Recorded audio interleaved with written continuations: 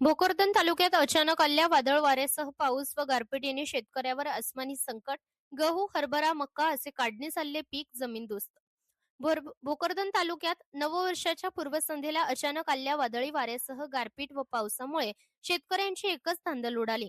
काही शेतकऱ्यांनी सोडून टाकलेल्या हरभऱ्याच्या गंजी ताडपत्री टाकून जाण्याचा प्रयत्न केला, तर काही शेतकऱ्यांचे हरभऱ्याचे सोगून टाकलेले पीक पाण्यातच भिजले. त्यामुळे शेतकऱ्यांच्या अतोनात नुकसान झाले आहे.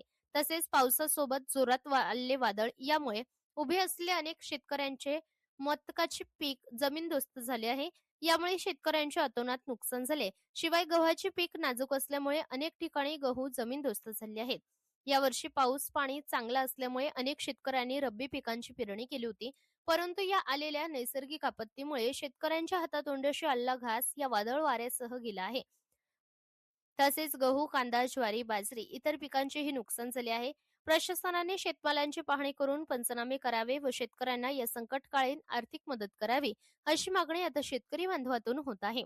महाराष्ट्र लोकन्यूजसाठी प्रतिनिधी बाळासाहेब देशमुख, भोकरदन.